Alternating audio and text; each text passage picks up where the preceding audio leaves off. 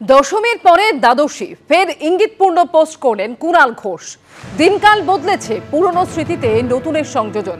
ঈশান কোণে জমতে থাকা মেঘের টুকরো যেন লড়াইয়ের জেদ বাড়ায়।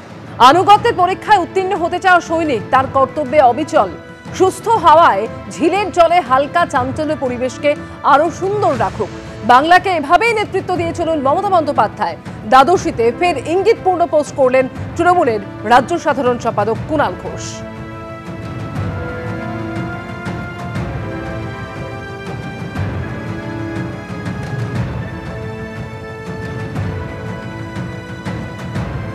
দশমীর পরে দ্বাদশীতেও ফের ইঙ্গিতপূর্ণ পোস্ট করলেন কুণাল ঘোষ এবং এই পোস্টে তিনি লিখেছেন, দিনকাল বদলেছে, পুরনো স্মৃতিতে নতুনের সংযোজন। ঈশান কোণে জমতে থাকা মেঘের টুকরো যেন লড়াইয়ের জেদ বাড়ায়। আনুগত্যের পরীক্ষায় উত্তীর্ণ হতে চাওয়া সৈনিক তার কর্তব্যে অবিচল। সুস্থ হাওয়ায় ঝিলের জলে হালকা চাঞ্চল্য পরিবেশকে আরো সুন্দর রাখুক, বাংলাকে এভাবেই নেতৃত্ব দিয়ে চলুন মমতা বন্দ্যোপাধ্যায়। দ্বাদশীতে ফের এমনই ইঙ্গিতপূর্ণ পোস্ট কুণাল ঘোষের।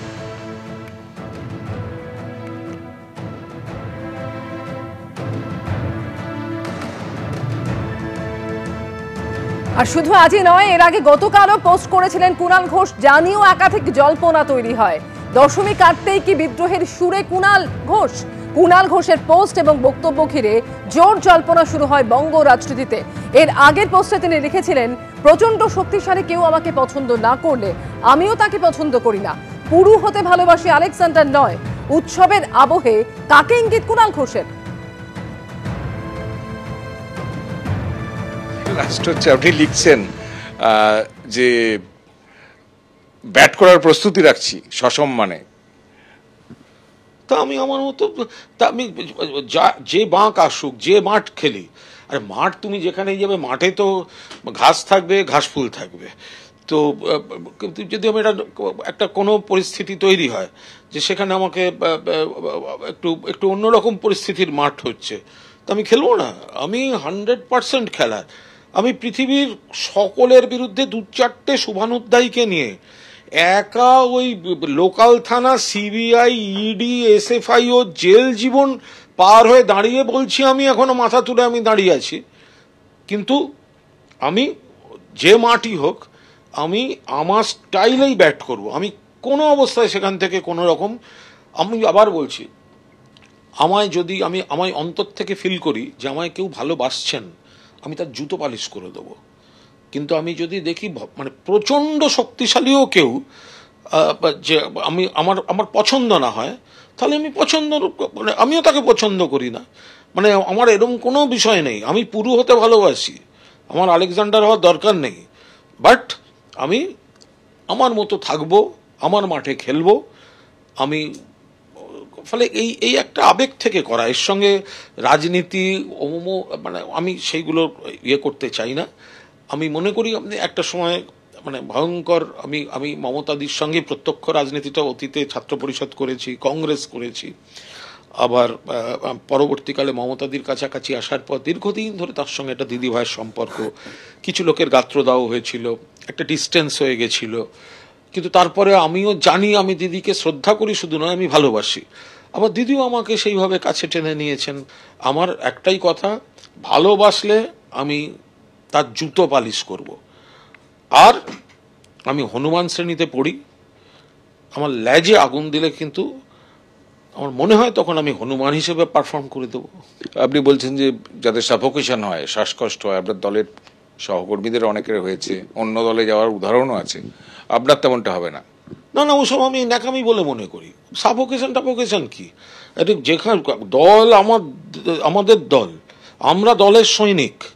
দলের নেতারা যেমন বলবে যে এইভাবে চলতে হবে, এইভাবে চলতে হবে, এই লাইফস্টাইল হবে, সকলের উপর আমরা নজর রাখছি।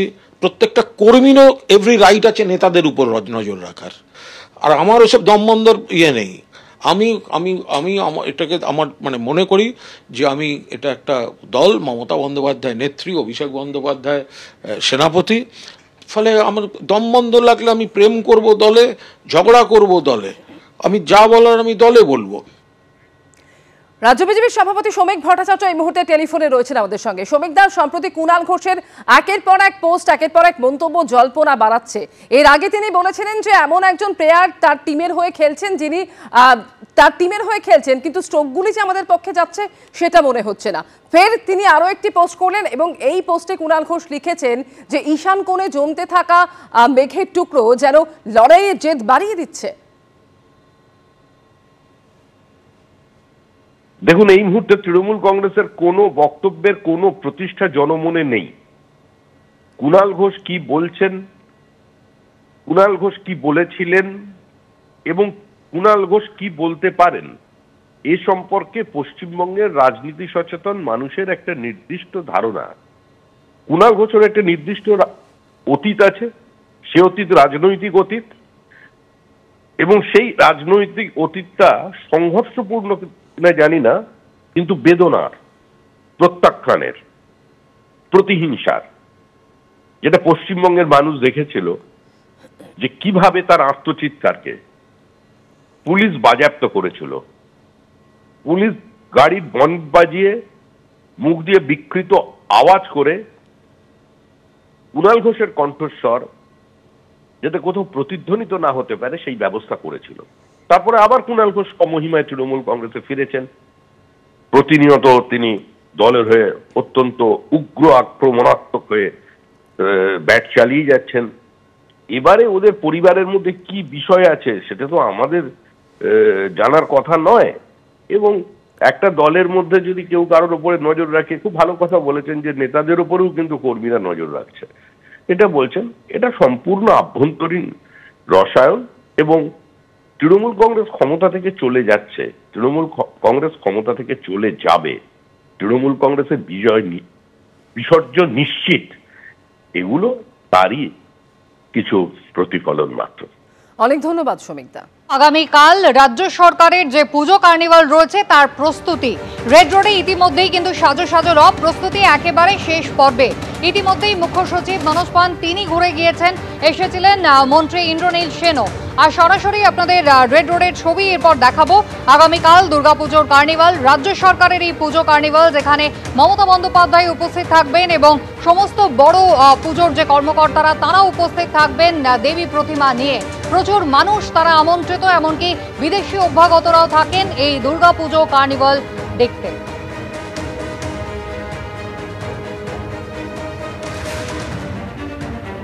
কালকে কার্নিভাল স্যার অনেক লোক আসবে, বাইরের ডেলিগেটস আছে, ভিআইপিস আছে, জন্য অ্যারেঞ্জমেন্ট করা হচ্ছে, ওটাই প্রিপারেশনস দেখার জন্য আমরা এসেছি। Sir, how many puja pandals will took part, and this year what are the new attraction for the You will see it tomorrow. Let it be a surprise. It will be a big carnival, big show.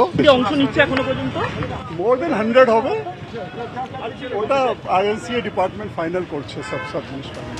দুর্গাপুজোর carnival গত কয়েক বছর ধরেই রাজ্য সরকারের যে পরিকল্পনা, যে অনুষ্ঠান, তাতে কিন্তু একেবারে দেশ বিদেশ থেকে বহু অভ্যাগতরা আসেন এবং তাদের জন্য, সেই অতিথিদের জন্য কিন্তু বিশেষ বন্দোবস্ত থাকে। আর ইতিমধ্যেই মুখ্য সচিব মনোজ পান তিনি ঘুরে গিয়েছেন, ইতিমধ্যেই ডিসি ট্রাফিক তিনিও কিন্তু গোটা পরিস্থিতি নজরে রাখছেন। প্রস্তুতি একেবারে শেষ পর্যায়ে বলা যায়। অন্যদিকে রাজ্যের মন্ত্রী ইন্দ্রনীল সেন তিনিও কিন্তু পৌঁছে গিয়েছিলেন। সরাসরি রেড রোড থেকে আমাদের প্রতিনিধি ময়ূক ঠাকুর চক্রবর্তী রয়েছেন আমাদের সঙ্গে। ময়ূক, একেবারে মূল মঞ্চ যেখানে মমতা বন্দ্যোপাধ্যায় উপস্থিত থাকবেন এবং রেড রোড ধরে যেখানে একেবারে অনুষ্ঠানটা হতে হতে যাবে, সেই এলাকাটা যদি একবার আমাদের দেখাও। দেখো, একদমই আমরা এই মুহূর্তে রেড রোডে ঠিক যেখানে কার্নিভাল হবে সেই জায়গায় রয়েছে। আমার সামনে ক্যামেরা পার্সন অতনু কুণ্ডু যে জায়গা দেখাচ্ছে, আমি একটা জায়গা দেখাবো যেটা পুলিশ অফিসিয়ালসরা গার্ডরেল লাগিয়ে রেখেছেন। সামনে দেখো একটা পাথ রয়েছে যেটা দিয়ে মেন যে লাউঞ্জ সেখানে উঠতে হবে। এখান দিয়ে মুখ্যমন্ত্রী মমতা বন্দ্যোপাধ্যায় এবং যারা ভিভিআইপি গেস্ট তারা উঠবেন। এবং এই যে জায়গা আমরা দেখাচ্ছি যেখানে মুখ্যমন্ত্রী নিজে বসবেন এবং তার সঙ্গে সেলিব্রিটি এবং যারা ভিভিআইপি গেস্ট তারা এখানে থাকবেন। এর পাশাপাশি এই যে লাউঞ্জ তার ঠিক উল্টো দিকে আরেকটা জায়গা রয়েছে, আমি দেখানোর জন্য বলবো। এই যে দেখো, যে দুর্গাপুজো কার্নিভাল 2025 লেখা আরেকটি জায়গা, ওটাও কিন্তু ভিআইপি জোন। এখানেও যারা অতিথি তাদের বসার জায়গা রয়েছে। একই সঙ্গে এই মুহূর্তের রেড রোডের ছবিটা আমরা দেখাচ্ছি। এই যে রাস্তা রেড রোডের সেখান দিয়ে সরাসরি নিয়ে যাওয়া হবে মাতৃ প্রতিমা। একের পর এক আমরা দেখাবো।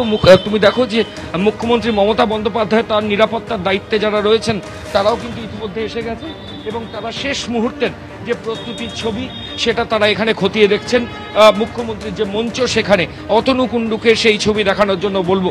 কিছুক্ষণ আগেই কলকাতা পুলিশের ডিসি ট্রাফিক এছাড়াও রাজ্যের চিফ সেক্রেটারি তথ্য সংস্কৃতি দপ্তরের মন্ত্রী তারা ইতিমধ্যে এসেছিলেন এবং এই মুহূর্তে রেড রোডের যে ছবি আমরা এই মুহূর্তে দেখতে পাচ্ছি সেটা হচ্ছে যে প্রচুর এই যে কার্নিভালের যেটা মেন রোড সেখান থেকে মাতৃ প্রতিমা প্রায় 116টি মাতৃ প্রতিমা বিভিন্ন পুজোর তারা আসবে এবং এই যে রাস্তা এই রাস্তা দিয়ে আসার পর ঠিক এই যে জায়গা আমরা দেখাচ্ছি যেখানে পারফরমেন্স অর্থাৎ মিনিট খানেকের পারফরমেন্স প্রত্যেক পুজো কমিটির তরফ থেকে ঠিক এইখানে হবে এবং এখানে মুখ্যমন্ত্রী বসবেন। সেই পারফরমেন্স হওয়ার পর আবার যারা আসবেন তারা পুজোর মুহূর্তে প্রতিমা নিয়ে তারা আবার ফের এখান থেকে চলে যাবেন তারা প্রতিমা নিরঞ্জনের জন্য। শেষ মুহূর্তের প্রস্তুতি সবই প্রায় হয়ে গেছে। চারিদিকে বড় বড় এলইডি ওয়াল লাগানো হয়েছে ট্রাসের মধ্যে, এছাড়াও অত্যাধুনিক বিভিন্ন সরঞ্জাম সেগুলো কিন্তু রেড রোডে রেডি করা হয়েছে। কালকে প্রচুর ইন্টারন্যাশনাল ডেলিগেটস তারাও রেড রোডে আসবেন এমনটাই রাজ্য সরকারের তরফ থেকে বলা হচ্ছে। ফলত তাদের জন্য দুর্গাপুজোর 2025 সালের যে কার্নিভাল সেটাকে সম্পূর্ণ করা এবং সেটার লাস্ট মোমেন্টের যে কাজ সেগুলোই কিন্তু এই মুহূর্তে চলছে। যেটা পুলিশের তরফ থেকে বলা হচ্ছে যে মূলত এই যে রাস্তা রেড রোড খিদিরপুর রোড থেকে এই 116টি পুজো তারা সারিবদ্ধভাবে প্রসেশন করে তারা এখানে আসবেন এবং এখান থেকে তারা প্রতিমা নিরঞ্জন করবেন এবং আশেপাশের রাস্তায় জ্যাম হওয়ার সম্ভাবনা কম, কারণ কাল রবিবার, ফলত জওহরলাল নেহেরু রোড এবং অন্যান্য রাস্তায় কালকে কিন্তু কনজেশনের সম্ভাবনা কম। তাও যদি কোথাও ব্লকেট তৈরি হয় সেক্ষেত্রে পুলিশ আধিকারিকরা ডাইভারশন করবেন। রেড রোডে দুর্গাপুজোর কার্নিভালের শেষ মুহূর্তের প্রস্তুতির ছবি ধরা পড়ছে। আজ বিকেলবেলা এই রেড রোড পরিদর্শন করবেন কলকাতার পুলিশ কমিশনার মনোজ ভার্মা। তার আগে কিছুক্ষণ আগে রাজ্যের চিফ সেক্রেটারি এবং তথ্য সংস্কৃতি দপ্তরের মন্ত্রী, তথ্য সংস্কৃতি দপ্তরের প্রিন্সিপাল সেক্রেটারি, এছাড়াও কলকাতা পুলিশের ডিসি ট্রাফিক, ডিসি সাউথ তাদের নিয়ে কিন্তু একটা মিটিং হয় এবং সেই মিটিংয়ে চূড়ান্ত যে আলোচনা সেটা কিন্তু ইতিমধ্যেই রেড রোডে যারা আধিকারিক রাজ্য সরকারের তাদের তরফ থেকে করা হয়েছে। বিকেলে কলকাতার পুলিশ কমিশনারের এখানে ভিজিট রয়েছে। ময়ূক, ধন্যবাদ। কার্নিভালকে কেন্দ্র করে একেবারে চূড়ান্ত পর্যায়ের প্রস্তুতির ছবি আপনাদের দেখালাম। আর এই কার্নিভালে অংশ নিতে প্রচুর মানুষ আসবেন, সেই সমস্ত দর্শনার্থীদের কথা মাথায় রেখেই দক্ষিণেশ্বর থেকে শহীদ ক্ষুদিরাম এবং সল্টলেক সেক্টর 5 থেকে হাওড়া ময়দান পর্যন্ত আপ ও ডাউনে 6টি অতিরিক্ত মেট্রো চলবে আগামীকাল। রাতের শেষ মেট্রোর পর 20 মিনিট অন্তর মিলবে এই পরিষেবা। এছাড়া ব্লু লাইনে শহীদ ক্ষুদিরাম অর্থাৎ ব্রিজি স্টেশন থেকে দক্ষিণেশ্বরগামী মেট্রো ছাড়বে রাত 10টা 3, রাত 10টা 23 এবং রাত 10টা 43 মিনিটে। দক্ষিণেশ্বর থেকে ব্রিজিগামী মেট্রো ছাড়বে রাত 9টা 53, রাত 10টা 13 এবং রাত 10টা 33 মিনিটে। গ্রিন লাইনে সল্টলেক সেক্টর 5 থেকে হাওড়া ময়দানগামী মেট্রো ছাড়বে রাত 10টা 20, রাত 10টা 40 এবং রাত 11টায়। একইভাবে হাওড়া ময়দান থেকে সেক্টর 5 যাওয়া মেট্রো রাত 10টা 20, রাত 10টা 40 এবং রাত 11টায় ছাড়বে।